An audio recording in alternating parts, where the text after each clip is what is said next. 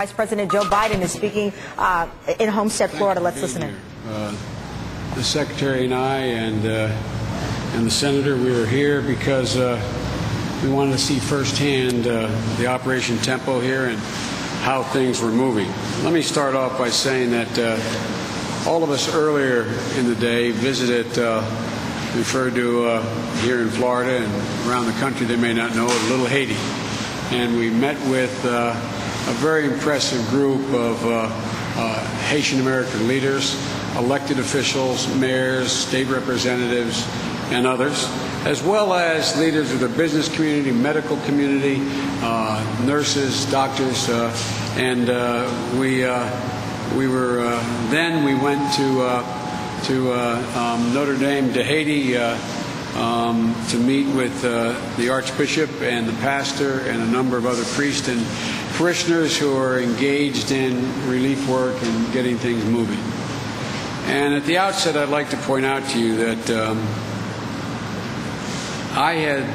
we have been absolutely astounded by the resolve and capacity of the community. Put one case in point. The pastor of the church, while he's meeting with us at the recreation center and then trying to give comfort to the community, told me as an aside he just lost family himself, and he found out that morning. One of the priests at the church, we were there,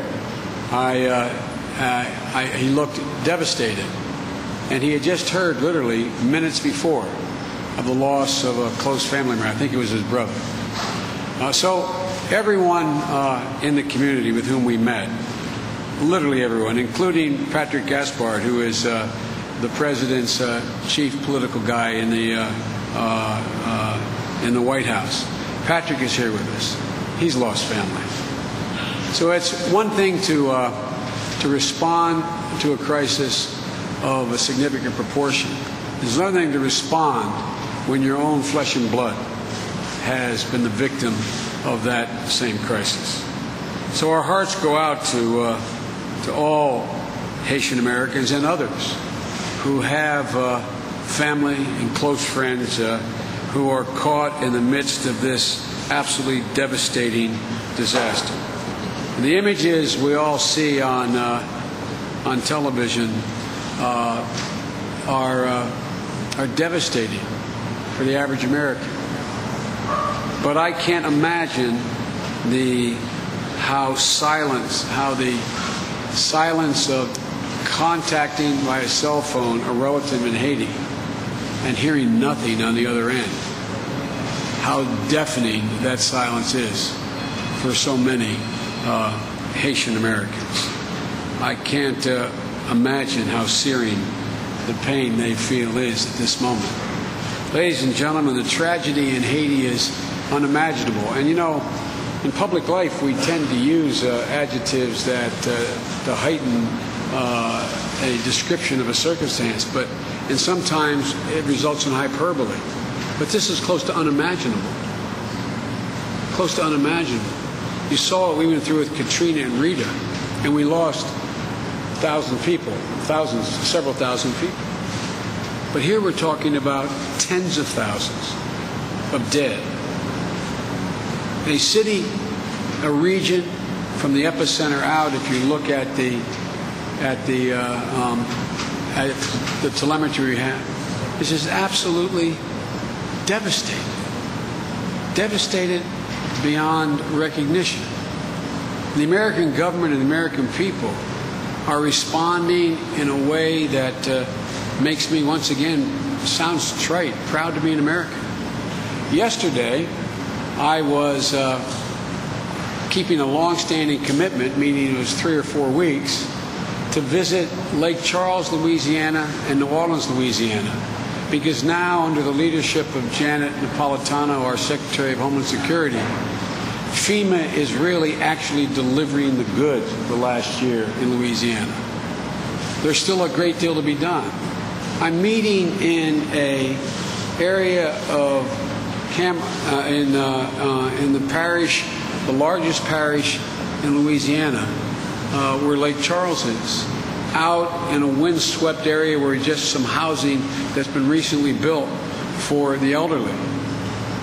And I walk into a community room, and the first questions they ask me are, how can we help the people of Haiti? They're just getting up off their feet. In New Orleans, in the meetings I had, these are meetings with people from the 9th Ward and other places still devastated. And they're organizing. They're organized. The firefighters in New Orleans were decimated. The police were decimated. And they're organizing volunteers who say they're ready if we can get them there to go to Haiti. So, ladies and gentlemen, this is an effort and an undertaking that has the full, total, unrelenting support of the President of the United States and the government of the United States. We're moving as quickly as is possible. We're moving aggressively with all the assets available to this great government. We're saving lives and we're beginning a full-scale recovery. But put this in focus. Put this in focus. There is one airport. The entire world is trying to get help to Haiti. We're only able to land because of one apron in the airport, one taxiway, 48 aircraft on the ground today from all over the world. That includes the UN trying to resupply their people, and they were devastated. That includes the ability to refurbish and try to get back up on its feet. The Humanista mission that had 7,000 folks on the ground for some time now. We were able to, and correct me, General, if I'm wrong, I believe we were able to get yesterday 17 airframes in. We have the capacity to send in 700 airframes.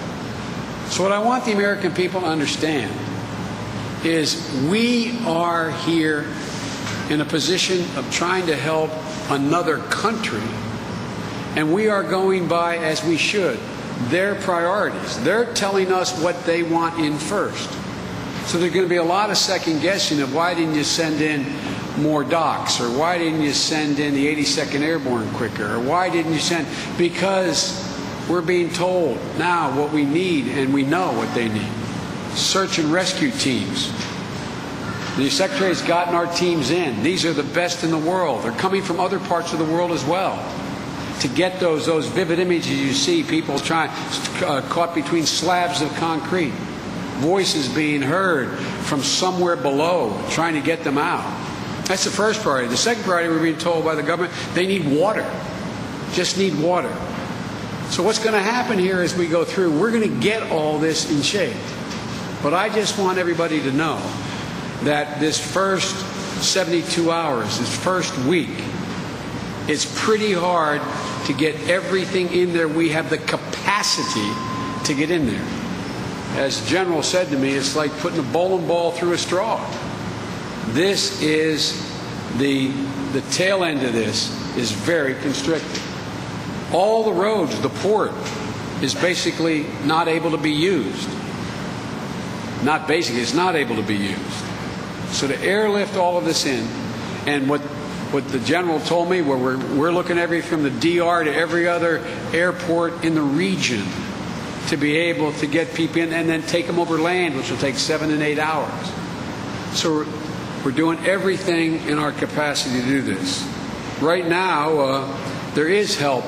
There is help on the island, and much more is on the way. And with each passing day, more and more assistance will greet the Haitians who are in desperate need of our help. We've already begun one of the largest recovery missions in recent history.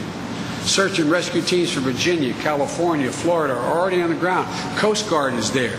Coast Guard responded immediately with the ships they had available to them and the helicopters. The Army's 82nd Airborne, some are on the ground already, roughly 400, but 3,200 are committed.